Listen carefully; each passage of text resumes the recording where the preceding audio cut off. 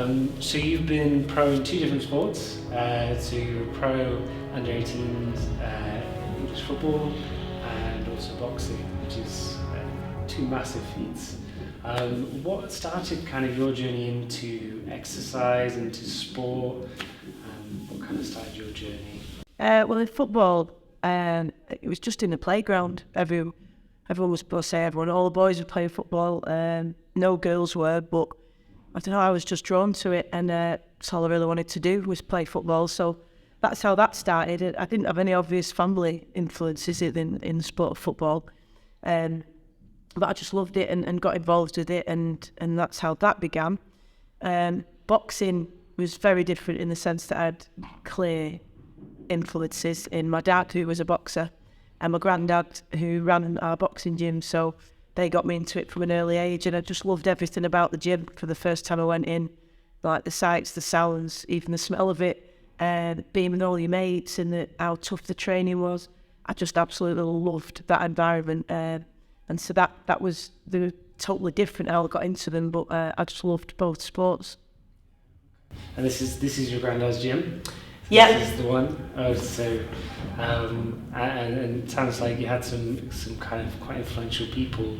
You must have been really determined to push yourself through training camps, get into kind of gyms with people. What kind of influences? What kind of made you that driven? The honest answer is I don't know. If I think back to, because there's different types of drive that are important in sport, as in life, I guess. Sport, the focus often and the spotlight is on the physical ability, for obvious reasons, because you're performing, and it's very black and white, winning and losing, so it's who outperforms the other. But the other side to that is the mental side of it and what goes on outside and beyond the sport, and there's a certain resilience that's required for that too, particularly in my case as a female in those sports. So there are a different set of complications. So I'd say the physical is the same for anybody, that you've got to train as hard as you can and apply yourself, etc. But the stuff that goes outside of it will be unique to every individual. They've all got their own different things that they're having to overcome. And for me, when my very first proper football game was for my school team, when I'd been to the after-school training session and got picked, and I was playing in my first ever game, that was a great feeling, sort of playing with like a real referee, proper goals, with all like a little matching kit, and had my first pair of football boots that my dad got me from Woolworths. And off he went. And then a little while into the game, a parent and a coach on the other team recognised that I was a girl, obviously had a ponytail, whatever, and shouted across the pitch that I shouldn't be allowed to play. Because although the ban was lifted on women's football in this country in 1971, the FA didn't officially recognise it till 93. So in the 80s, when I was at primary school, there weren't any girls' leagues or teams or no structure in place, and you also weren't allowed to play with the boys, so it made it really difficult. And anyway, I was made to leave the pitch. At that age, sort of 7, 8 years old, I didn't have the words to articulate how that felt, but it felt humiliating. I felt like a weirdo for doing what I loved. Now, for a lot of kids, that makes you stop, understandably, because it doesn't feel good. For me, it didn't, and I just went home and I said, "Mum, you're going to have to cut my hair short." And she did, so I could pretend to be a boy and therefore play football. And that led to probably the kids saying, "Why do you want to be a boy?" Calling me shame and she-male and all that. I didn't want to be a boy. I just wanted to play football and do the sports that I loved. And at that time, that was the only way that I could. Quite why I was like that, I mean, it's too early to say at 7 or 8 years old. You're not thinking that deeply about anything, are you? My mindset was, I want to play football, how can I do it? And that was it. That was just the brain I had, the wiring that I had. As to where that came from, who knows? And that sort of set the tone from there, really, that if there were barriers, I tried to find a way through them. You can't always. No point in saying there's always a way through, because there isn't, because it's not always up to you as an individual. It might be governing bodies or, the decision makers, but I think you can certainly try, and that was what I did and continued to do from then. So about passion, and can you just push through it? Just go pushing. Yeah, I think so, yeah. And like I said, the honest answer is I don't know where that comes from. And I've spoke to about this to many people and lots of other athletes as well, and people in different walks of life. either through just having conversations or even when I've interviewed them for radio in broadcasting. We've touched on that question of where it comes from, and some people think they have the answer and that's fine, and they say, oh, I was born like that, and others say, oh, it came from this. But ultimately, we don't really know, do we? We are who we are. And I think, you see, when you're around little children, like I've got 3 nieces who are just the absolute love of my life, and they've been brought up by the same mud and around the same people in the same household, and yet, just like me and my siblings, are very, very different. And they're already different by the time they're like 2 or 3. You're already seeing personality traits and characteristics and behaviours that are totally different. So there's got to be something that's just partly who we are. And then, of course, we know that we can, depending on what happens and our influences and experiences, will impact us. But I think there is a bit of it. It's got to be a mix of both, because, partly you just are who you are. It's lots of different influences, but something inside, something driving, and something there about kind of your journey and some shocking things I didn't know around gender, not being able to fight, not really having time off to go play football professionally. What's it been like taking on that through your career? What's it been like trying to take on those gender norms? It's been frustrating, I think, would be the best. The overall word would probably be frustrating. Like in terms of chronic symptom, it would be frustration. The acute symptom at times has been devastation. There's been times when it has been devastating. So, for example, when a couple of those instances that you may well be referring to, when I was a kid and I did everything that all my little lad mates did in the gym, loved it here and lived and breathed the sport. I trained with them, went to all the boxing shows with them. And when we got to about the age of 11, when you can usually start doing skills bouts, we went to my granddad and said, we're ready to box. We were dead excited. And he said, right, we'll get you to the doctor, we'll get your medical card done, whatever. And then he said to me, you can't box, kid. And I said, what do you mean? And he said, it's illegal for women. And to me, as like 10 or 11, whatever I was, that was ridiculous. Like, illegal meant like burglary and proper crime, not a kid doing a sport. But he was right, and that was it. That was it. The door just closed. And I remember just being absolutely gutted and thinking, wow, how can I not? It just was really alien to me that was even a thing. And coupled with the difficulties I had in football, it was then really that I became very, very aware that one, I was a girl, because I hadn't really thought of myself as a boy or a girl before that. In sporting context, I knew I was a girl, but it was like I was just Stace, like playing football, or Stace doing boxing, or Tigger, as they used to call me in the gym. And that was it. I didn't think of it, really, that all the mates were lads and I was a girl, and it was completely different. We were just all mates together until those things started happening. Then I became very aware that being a girl was going to be a major problem for me. And then fast forward a few years later, when I got my first England call up, and that's when I went to see my boss and say, I need a week off, and there's no availability on the holiday rota thing, whatever, and gave him the letter that I'd got from England for my first call up, and I was just euphoric. It's the best feeling ever, getting your first international call up. You never know if you're going to get another one, so it is the first is amazing. And he didn't really say anything at all. And then when he did, he said, you want me to give you a week off to play for a women's football team? And I was like, well, it is the England women's football team. And he made all these jokes and comments. And I said, look, it really means a lot to me. Can I just take it unpaid? To which he said, yes. So there's different bits along the way that have hurt a lot more. And in boxing terms, without a doubt, when they announced that women's boxing would be introduced to the Olympics, that was a phenomenal feeling for all of us who were boxing for England or Great Britain, because they run separately, and we were like, oh my God, it's actually going to happen. Then when they announced that there would only be 3 weight categories, and we compete in 13 different weight categories, and when they come to and yours isn't one of them, and you're literally slap bang in the middle of 2, so unless you're going to grow 3 foot or chop a leg off or something, you're not going to make those weights adequately, and certainly not to be able to perform at your best anyway.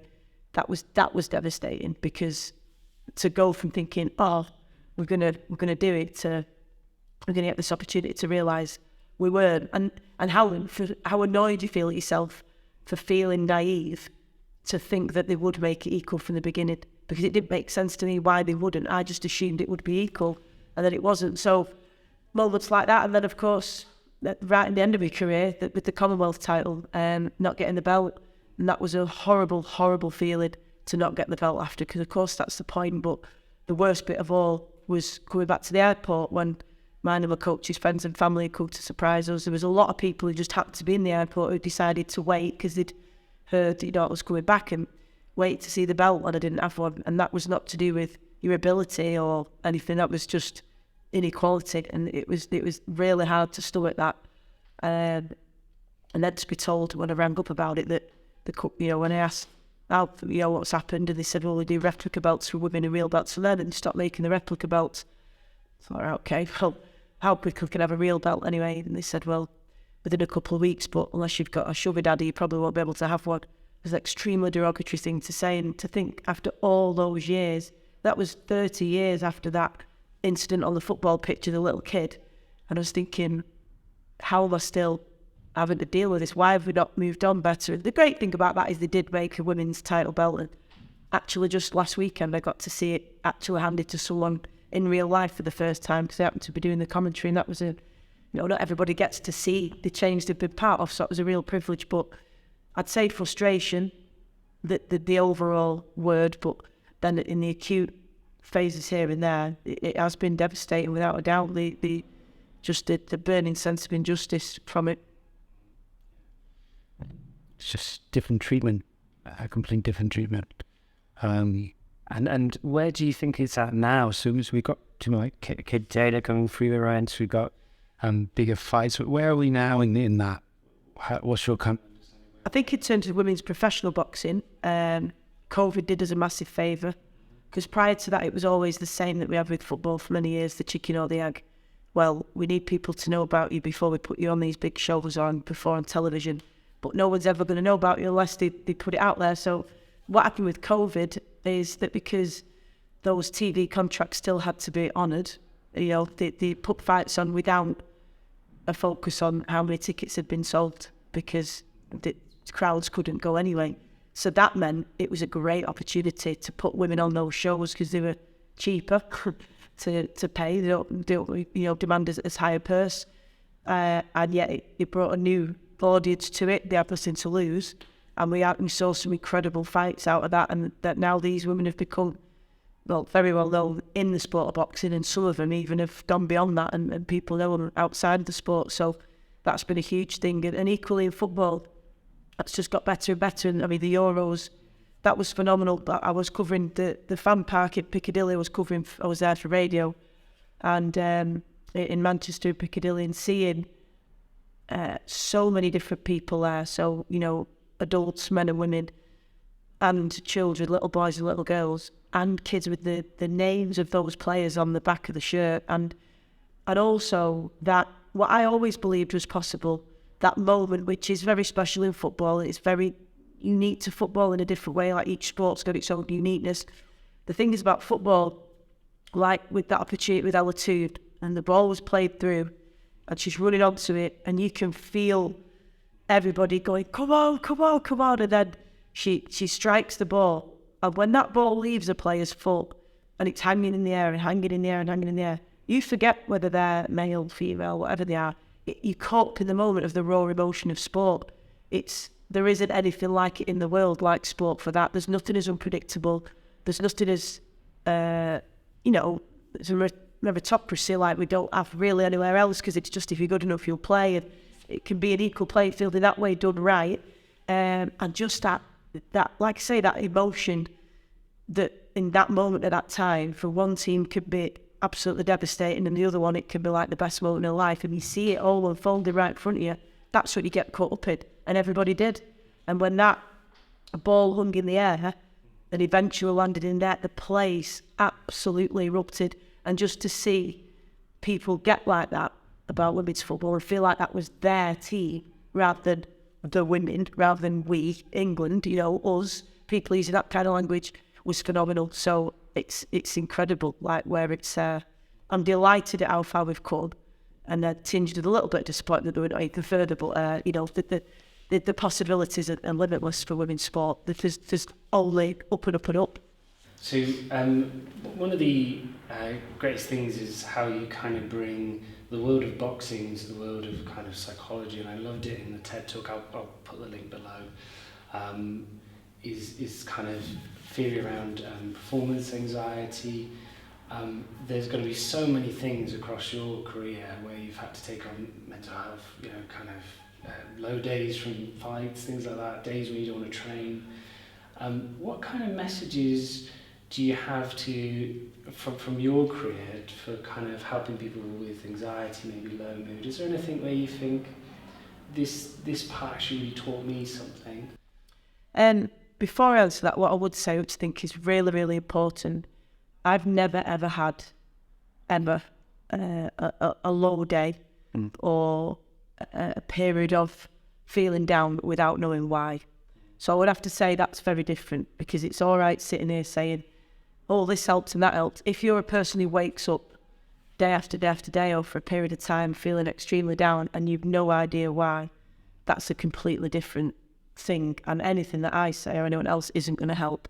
It may well be a chemical imbalance which we're aware of now, or they might need to speak to someone like you to help them. It's a totally different thing. So I can only speak to instances where something's happened and it's made somebody feel like that, probably, because that's been my lived experience. So it's not for me to say to anybody, this might help, when it might be completely wrong. So when there's been an actual trigger that you're aware of, then that's been my situation.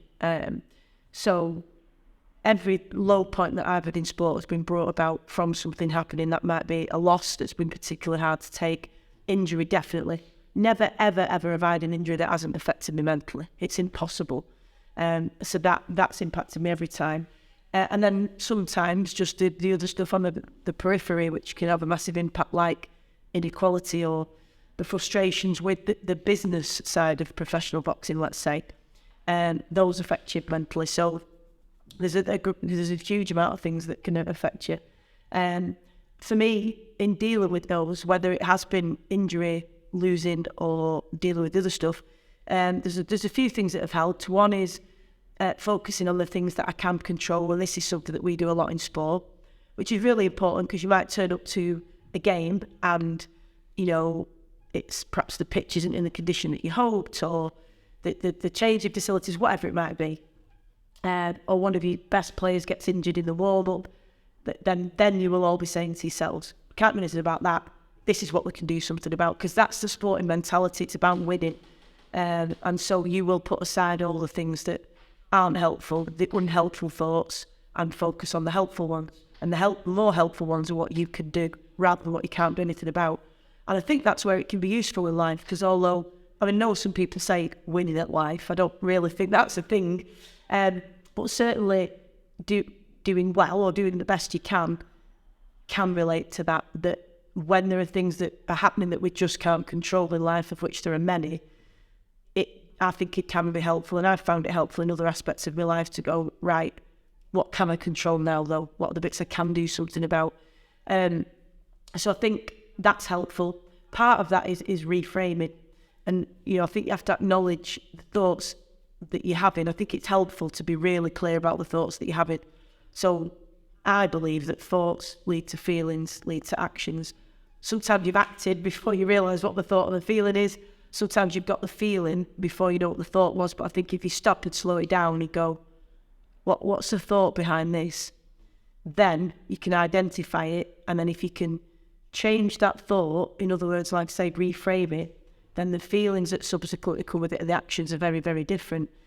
And I think that can apply even in the most difficult circumstances, like when we lost Grandad, when he died, he'd been a massive part of our boxing community, and certainly was a huge, the leader of our family tribe, if you like, huge character, massive influence on all of us.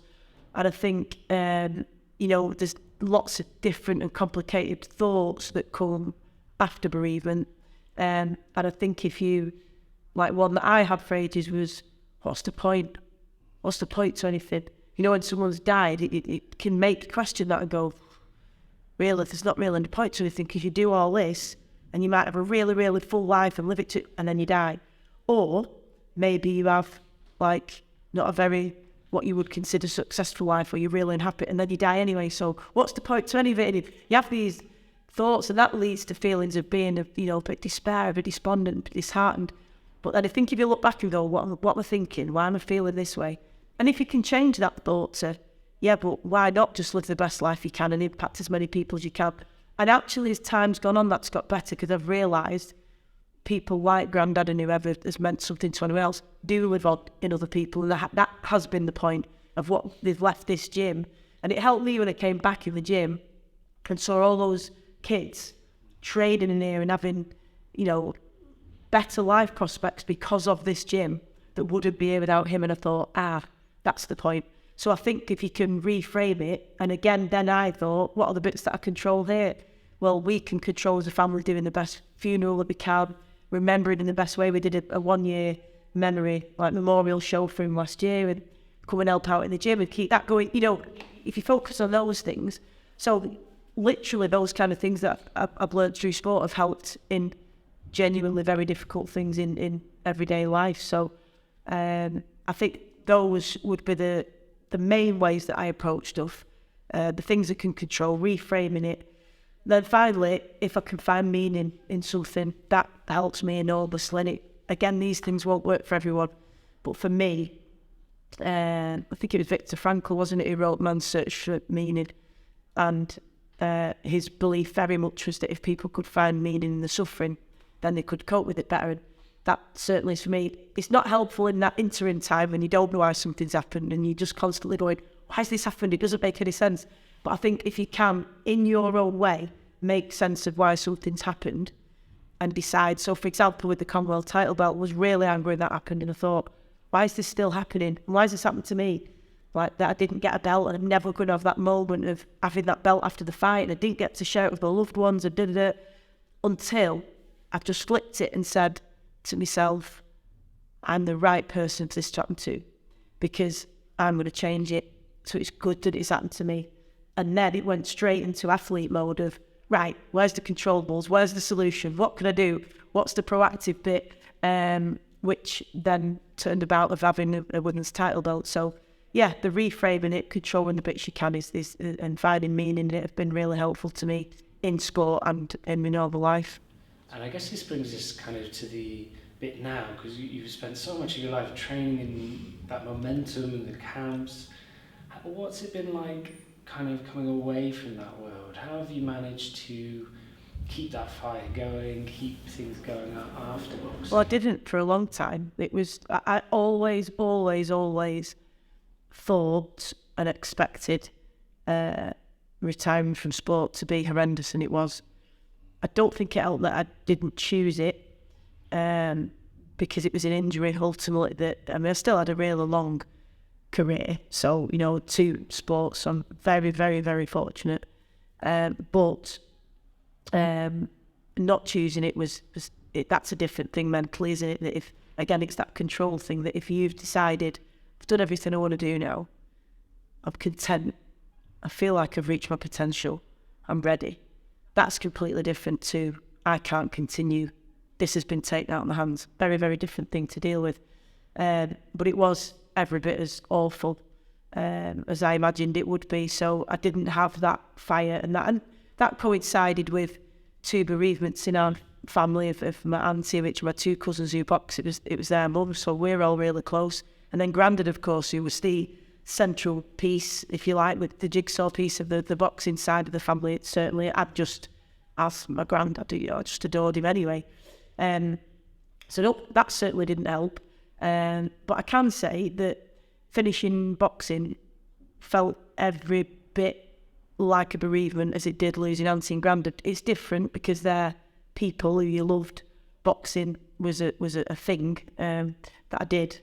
But loved in a different way. I just found that people understand human bereavement a lot better than grief of a thing, in the sense that the things that they say.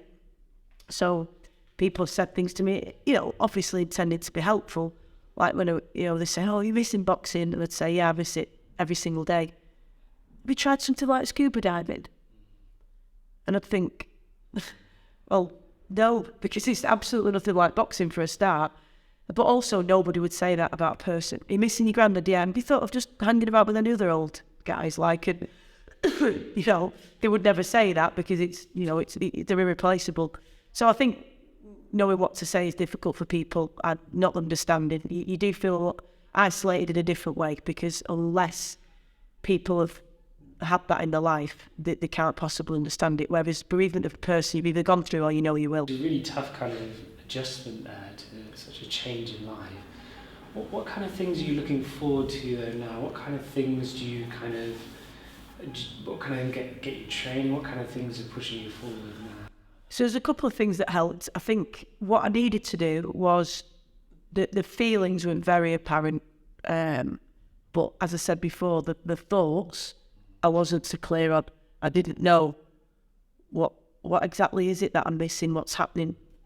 Because I didn't feel any joy anymore in the other things that I was doing, like doing radio, which I love, public speaking. I lost that, not totally, but I lost a lot of the joy that I'd had before. And I thought, why can't I experience joy in things that I felt joy before just because boxing's not there? The separate entities. I couldn't understand it. The only thing I still felt genuine joy with was being with my nieces. That never changes no matter what's going on. But everything else I did, and I couldn't quite put my finger on it. And then actually there were two things that really made sense to me. And one of them, I was actually listening to a podcast. It was Gabby Logan, the sports presenter. She was talking about when she had to give up sport. She was very young to injury. And she said, when I gave up, I thought, that's it, my life will never be as good again. And I was driving, and I remember pulling over, and just it was like a lightning bolt hit me, and I thought, that's what it is. I feel like my life will never, ever be as good ever again. And for somebody who loves life, that's a really hard thought, because I absolutely love life. I'm dead lucky that I wake up positive pretty much every day, to be honest, and definitely full of energy. I've got more energy than I know what to do with. So I'm really lucky in that way. To go from that to feeling like my life's just not going to be as good ever again. But I couldn't quite, I didn't have the vocabulary for it for some reason. And I couldn't figure it out in my mind. And when I heard that on the podcast, I thought, that's what it is. And I remember just pulling over in the car and just sitting there for ages and thinking, that's what it is. And then breaking down and sort of feeling the emotion of it, I thought, my God.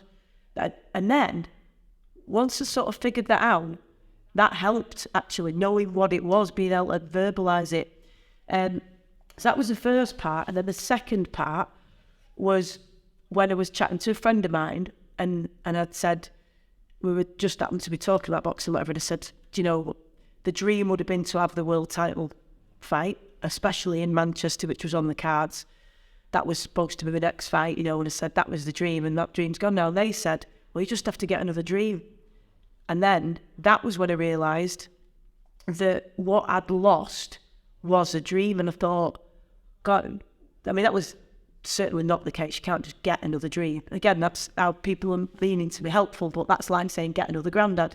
People know that's a silly thing to say, but likewise with a dream, you don't pick them. They come to you, don't they? However that happens.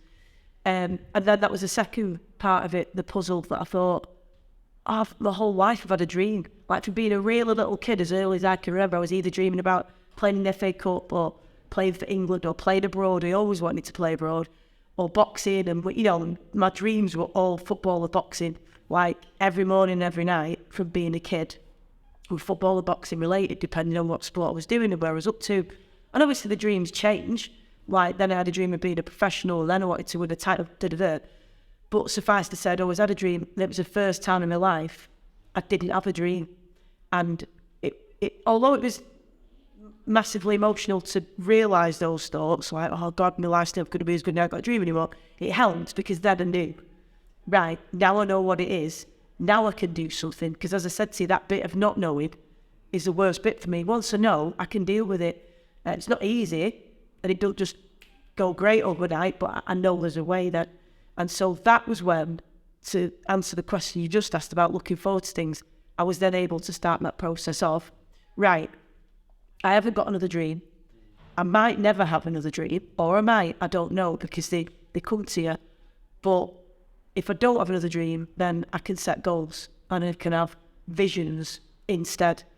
And that was a complete sea change for me, because I thought, I can have a life that's, I'm not going to have that, and nothing will ever be like that. Because you've got to be honest, there isn't anything like training with that total focus and stepping out in front of that crowd and getting under the lights and boxing with another human being and fighting with everything you've got.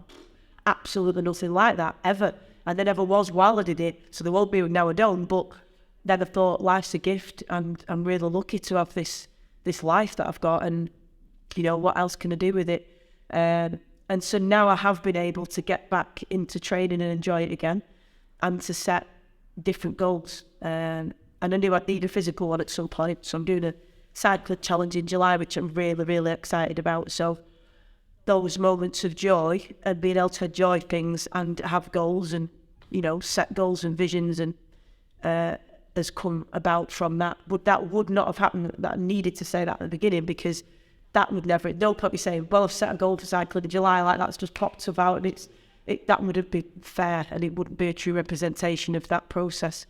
Recognising those two thoughts, my life will never ever be as good again, and I don't have a dream now, with the things that I recognised, and I had to kind of grieve them. But then that, and I remember an athlete sending me a message after I announced my retirement saying, you'll never ever fill that void. And I thought, I can't live thinking like that I've got this void I can never fill.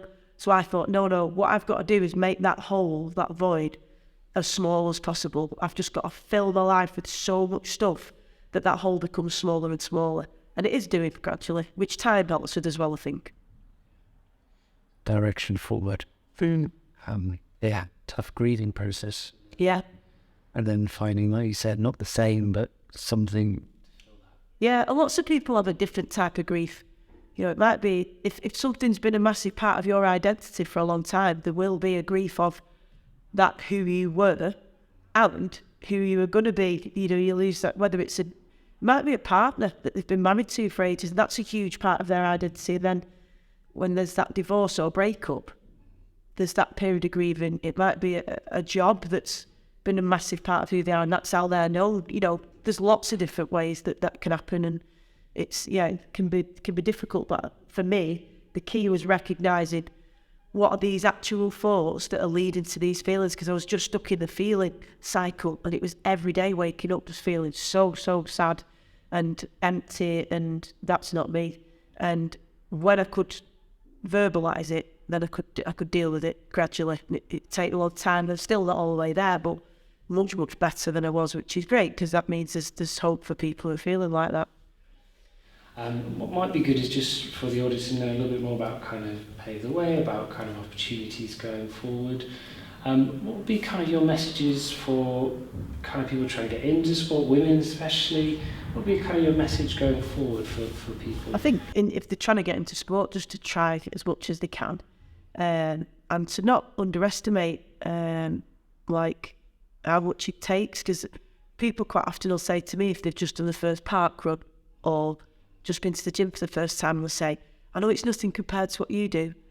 It's massive. It's second nature to me to walk into a gym and train. That's my comfort zone. For other people, it might be the first time they've ever even bought a pair of trainers and turned up at something. That's massive. That'd be like me going to a maths conference. It's like totally out of my comfort zone.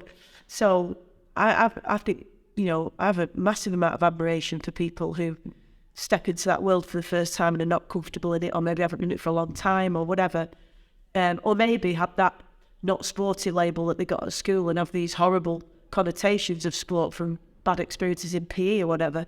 I think it's really brave to go and get involved in sports. So I think appreciate that what you're doing is really brave, and no matter what it is, even if you can only run 2 minutes at first, great. You know, so celebrate the positives and go from there, and yeah, just to try everything really, because you just don't know. It's like reading a book, innit? If you only ever read a book on physics, I probably might think I don't like reading. But if I read different things, I'd go, oh, actually, I quite like reading. I just need a different. So I do think there is something for everybody. I think it's just about finding what's right for you, whether it's doing it solo and on your own, out of sight of everyone. That might be your thing, or it might be doing a group session with loads of other people. I don't know. There's loads of different ways of doing it. So I would encourage people just to try it because it enriches your life. But it's impossible to put into words what it does for you. The social aspect, the community aspect, mentally and emotionally for you. And then also, of course, those endorphins are just, I mean, they do wonders for you. So, yeah, I'd encourage anybody to do it because it does amazing things for you as an individual. Right. So, so thank you so much today. I've really appreciated it. Well, it's a pleasure. And I think it's such a powerful thing what you've done. Go from the family kind of gym up to boxing on the world stage, and I think it's just incredible. I think there's a lot of lessons that will help a lot of people. So I'm looking forward to kind of sharing this and showing it to people who can use that and push forward. I think it's also incredible what you've done for women in sport as well, and like you said, finding what could have been quite a tough scenario there to sit with and changed it. Actually, no, I can make a difference, which I think is amazing. So yeah, thank you so much. No, thank you. I think we're going to do a couple of shots and things like that, and maybe how to go on the pads and things like that. But thank you everyone for joining, and excellent.